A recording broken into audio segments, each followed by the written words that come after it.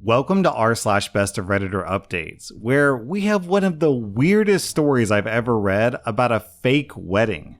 Our next Reddit post comes from r/slash wedding shaming. I'm a 30-year-old woman. Me and my brother, who's 31, have always been close as twins. Twins? Wait, how is OP 30 and her brother is 31 but they're twins? OP probably mistyped her or her brother's age. Our closeness is a foundation in our family, one of the true consistent relationships. Obviously not in a weird way. Whenever we fight, which is infrequent and usually just small fights, the whole family feels it and tries to fix it because of how unnatural it feels for everyone. He gave me away at my wedding. I named a child after him. We have matching tattoos. We talk on the phone almost every day. He started planning his wedding and he asked me to be a groomsman while his friend, a 35-year-old woman, would be his best man. Everyone thought this was odd because of his role at my wedding, and none of us really know or have met his friend. I expressed how it hurt my feelings and was met with, "My wedding isn't about you."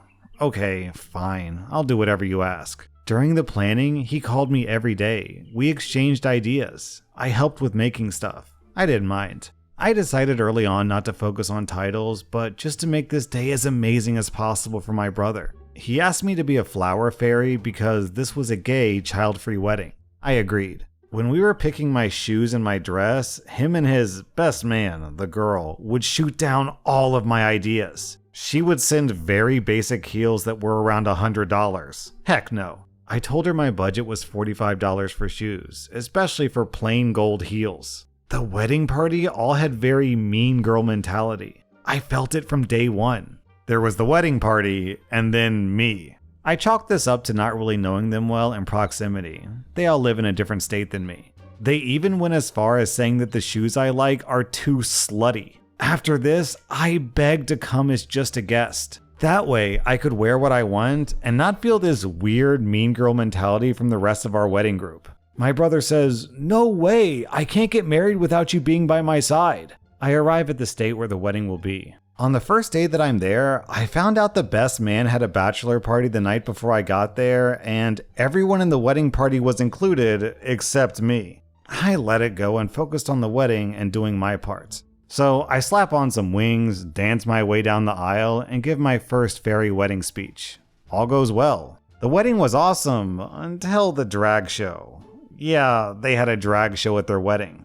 During the show, one of the queens comes on and basically announces that this was all fake because my brother and his partner had gotten married 1 year prior. I turned to the rest of the wedding party and asked them if they knew, and they did. They all said they were at the real wedding, everyone but me. I'm sitting there trying to process this, and my mom, who gave them $3,000 for the wedding by the way, storms up to me and asked me if I knew. I told her no, and she immediately switched to being supportive of me because of how bad this situation was. It's not about them already being married, they can do what they want. I myself spent over $4,000 on this wedding. I had to come out of state, I had to pay for a plane ticket, I paid for a week at an Airbnb. And one night, most of the wedding party stayed at the house that I rented because they didn't have anywhere else to stay, and they didn't even offer to pay me for part of it. I also paid for the dress for the wedding, the fairy wings that I handmade, all of it.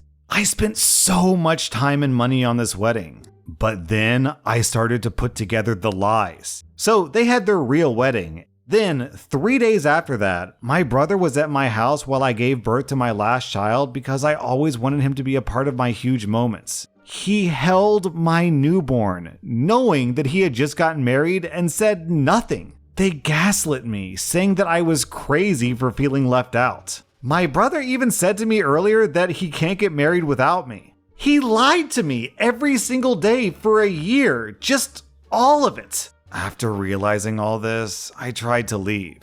His husband mockingly asked me if I was mad. I said that I would talk to them another day and they should enjoy their night. Before I could leave, the happy couple pulls me into a room. My brother is crying, saying that he didn't do this to hurt me. I kept it together, said, "Enjoy your night together and we'll talk another day." Then his husband says, "Oh, so there is something to talk about then?" I repeat that we can talk another day. They ask me to brunch. I say I'll see if I'm up for it later. The next morning, I realize the whole wedding party and some guests are going to lunch. I choose not to go because I'm going to put myself in a situation where I'm ganged up on. After that, I left the wedding group chat on Snapchat, which they were notified of. At this point, it's the next morning, and my brother's husband starts blowing up my phone and my friend's phone, who was with me at the time. We ignore the phone calls and go about our day. I haven't looked at or spoken to my brother since, aside from short responses to get me to the airport the day that I left. When I left, I asked them to crop me out of the wedding photos because I didn't want to be associated with a fake wedding, and I didn't want a reminder of how embarrassing it was and how stupid I looked. I told them I didn't want to speak to them again. My brother says nothing, and his husband says, "You're a narcissist, and I feel bad for the people who have to deal with you." I'm pretty sure that being a narcissist more aligns with tricking 100 people into coming to a wedding just to tell everyone, haha, this is just a giant party for us. Joke's on you. But alright, lol. I just don't know where to go from here. I have them both blocked. My brother has not tried to fix it. He had the chance to show me what I meant to him. He did, and now I have to believe him. Then down in the comments, OP answers a couple of common questions. First off, as far as OP knows, there's no bad blood between herself and her brother, or her brother's husband for that matter. Both families have been very supportive. There's no homophobia on either side. OP doesn't think that her brother-in-law is abusive to her brother. Then 2 days later, OP types a really long update which doesn't add any new information except to say that she wrote her brother a letter expressing her feelings. Oh, interesting. 4 days later, OP's brother-in-law makes a comment on the post. Brother-in-law here. I'll just start by saying, for one, having a big wedding ceremony 1 year later was not my idea. But once we decided that we were going to do it, we consulted many times about telling people beforehand for fear of things like this happening. I've never had a great relationship with OP, but we've tried to make things work mostly for my husband, her brother's sake, because I knew they were very close. And while I wasn't too fond of her due to our interactions in the past, I know how important those close relationships are, and I would never wish to tear that apart. OP didn't want to talk about it at all. We tried to apologize and explain that the intention was never for any humiliation or insult to anyone at all. But she wouldn't have a conversation about it, especially the night of. The next day at the Airbnb, I tried to open a dialogue with OP about how she was feeling, and she only responded with snark and comments about how there's nothing to talk about. I eventually let it be and left the room. Everything that she said didn't help me or anyone else understand how she really felt about it. And the little she did say seemed very self-centered and about how this was a plan to humiliate her specifically, which it was most definitely not. Reading through this now, though, I do understand a bit more why she felt this way. And for that, I'm truly sorry. Yo, is anyone buying what the brother-in-law is saying here? I'm not. He's accusing OP of not being willing to talk about it during the wedding, but of course OP shouldn't be talking about it during the wedding because it would ruin the wedding by turning it into a big fight and causing a lot of drama. So OP very tactfully said, let's talk about it later, which is the sensible thing to do, right? And this guy's trying to turn it back on her and saying, oh, well, we can't solve this unless you open up to me. Dude, what are you talking about? And you don't understand how she's feeling? Nothing she said really helped me understand how she's feeling. And now that I've read the post, now I understand how... Yo, dude, you don't need to read a Reddit post to divine how this situation would make OP feel. This is just basic empathy 101. I'm not buying this. This guy is trying to save face and failing miserably. Then OP posted another response that's super long and she's just kind of venting her feelings. Guys, I've got to abbreviate this post. This post is, if I read every single word in this post, it would be like a 2-hour episode. So forgive all the skipping, but trust me, I'm doing you a favor. Anyways, I can sum up this update with this sentence. Other people have responded, your brother doesn't value you the same way that you value him. And that's it. That's the end of the argument. They both showed me exactly what I meant to them. The motivation behind it isn't really important anymore. Then the brother-in-law replies again. The decision to keep it a secret was, in hindsight, a bad choice, I'll openly admit. As for the rest of it, it's tough because while it was definitely tense between us, I never wanted to make anything worse. So if I ever had to deal with OP in any way, I would always defer to her brother on how to do so. Me reading all this was the first time ever hearing about her wanting to back out of the wedding, so when it comes to that, I have absolutely no idea. To be honest, I'm a diagnosed ADHD haver, so I'm not super great at planning, and anyone who knows both of us knows that her brother is the planner person, so I wasn't as involved in the wedding party and planning stuff. Oh my god, I can't keep reading this guy's bullshit! He just goes on, paragraph after paragraph about how it's not really his fault, and it was just a simple mistake, and oh, he's got ADHD, so he can't really be blamed. Yeah, okay. Hey, all my listeners out there with ADHD, how often have you forgotten that you were married and like literally didn't tell the most important people in your life for a year and lied to them continuously? Yo, that's not a symptom of ADHD. That's a symptom of being a lying manipulator. Oh, right, okay. People are blasting this guy for blaming his ADHD, and he immediately jumps in to defend himself again. I'm not placing blame on anyone, I'm just saying what happened. The ADHD doesn't absolve anything, nor was it intended to. I'll 100% admit my part of the wrong, but I didn't mastermind anything like everyone is assuming I did. We made a dumb choice that led to hurt, and I apologize for that truly. But I won't let just 3,000 people accuse me of something I didn't do without at least trying to clarify from my point of view.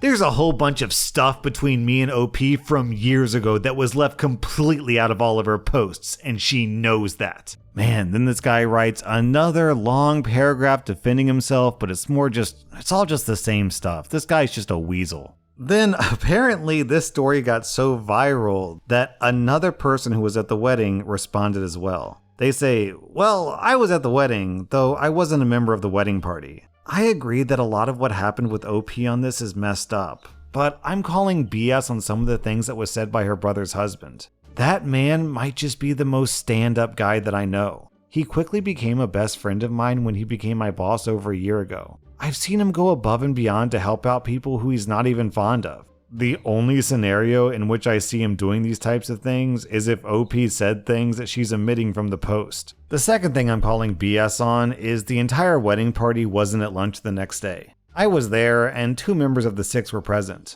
Again, what happened with OP was messed up, even from the point of view that I heard it from, which was her brother's husband. And I'm sure I probably know only 10% of what actually went down with all of this, but there's 2 sides to every story. In this case, more like 4. Her not being at the actual wedding makes sense, given that she had just moved to the East Coast and the wedding was on the West Coast. That, and she mentioned that she gave birth 3 days later. If it was my sister, she would have known at least. And she also would have been my best man at my wedding party, but that's me. Okay, so my personal theory is this section that I just read, I think that's also the brother-in-law. I think he made another account and he's also defending himself here as well. The reason why I say this is they both have kind of similar writing styles. They're very, these 2 posters are kind of loose with their punctuation and they're very verbose in their writing. So yeah, I think it's the brother-in-law. Man, this post is complicated. So from here, OP actually posted videos on TikTok where she was showing off her wedding dress. Unfortunately, the videos have been removed, but a couple of Redditors recorded the information. So let me see if I can figure out. Okay, hold on. This is a transcript from a deleted TikTok that OP posted. Okay, this will probably be like my last post about this, hopefully. But one thing I realized when I got home was, okay, I'm just gonna ask a question. What would it take for you if you were sexually assaulted, as a child under the age of 10? What would it take for you to get into a room with the person who did it to you? Would you go there for your brother's wedding? Because I did. Yeah, his dad, biological dad, they split up. She had me and they got back together. Yeah, this dude like smushed my shit in childhood and then I went around him for my brother. And it was like he knew that I felt like I was sacrificing my dignity for that. Like, I don't get it. But I also want to say that that was like not on the forefront of my mind like when all this went down. Like, I'd realize it a few days later, like the sacrifices I made for this. Like, I really feel like I sacrificed like my integrity and my morals to be around this dude. If the wedding was not going to be child-free, my kids would not be there because this other person was there. But yeah, I didn't want to sit anywhere near him. Like, I don't want him thinking that they can come up and talk to me, which he didn't. But I'd said from a young age that I will never be around him. He will never be around myself or my children or any part of my life because he's a disgusting Spanish smile. What is a Spanish smile? And yeah, and it's just like, I don't know, that's probably the most disgusting part about the whole thing. Aside from like everything else, but that's just an added layer of like, you're effing disgusting. Oh, I see. On TikTok, you're not allowed to say those words, kind of like on YouTube. So she said Spanish smile because it kind of sounds like the P word. Okay, I will admit I'm confused. I'm trying to piece this story together. How is OP a twin? Did the biological dad impregnate a woman with OP's brother? And then while she was pregnant, a separate man impregnated the same woman with a different egg, so two babies were going inside of her simultaneously from different fathers at different stages of development? Is that possible? That's the only thing I can think of that would make sense about how they're twins, unless OP said twins metaphorically, and I'm just reading into it too much. I don't know, sorry. I'm getting really sidetracked by the biology of this. But inviting her with the P-word molester at the wedding is crazy. Yo, this post is bonkers. There's another update. Okay, this is a very long update. Do I need to summarize this? Let me read it. All right, this update is 6 months later. I wish I could be writing that my brother had begged for my forgiveness, that things somehow managed to go back to how they were, but they haven't. Nothing with my situation has changed. The only thing they truly changed was my perception of someone that I thought that I knew. I know a lot of people can't understand because you're not close with a sibling, but this has been like a true death for me. And sometimes my grief is so big that I don't know what to do with it. He hasn't reached out to me, he hasn't explained, he hasn't even cared if I'm being fully honest. And what a mindfuck that's been. To go from someone being as important to you as your husband or your children to them showing you over and over how little you do and have ever meant to them. He's doubled down on the I didn't do anything wrong and you're overreacting, which is honestly just the biggest slap in the face. If someone can't admit that they did something wrong, then they'll never actually be sorry, and the chances of behavior repeating itself is sky high. Then OP writes a very long paragraph just about how she's sad and she's been crying a lot. Then OP continues, we've spoken briefly, over the phone during the holidays to deal with a family emergency involving another family member. It was pretty much all business. Everyone around us kept saying, I'm so glad you guys are talking again, but we weren't talking again. We were just dealing with business. And I guess that's all the talking that we'll ever do again. At one point, my husband chimed into our phone conversation and told my brother how much he misses him too, and he cried. I guess I forgot that I wasn't the only one losing someone, but either way, that doesn't change anything. My kids haven't even noticed. He did try to send Christmas gifts to them through my mom, but only because I'd said something about him not acknowledging my son on his birthday. So is that all he'll ever be? Impersonal, generic gifts that my kids get once a year? I told my mom to send the gifts back and that my kids don't need a gift uncle. Honestly, my kids already have enough of those on my husband's side. With that, I also came to the realization that if you don't have a good, respectful relationship with me, you absolutely don't get access to my children. And to be fully honest, he never really took that much interest in my kids anyways. I'm not healed, but I'm on my way. It's not better, but it's getting better. I feel that I'm suffering the consequences of someone else's actions. I was spiraling, but I'm finding my new normal. Man, this post was just an absolute roller coaster.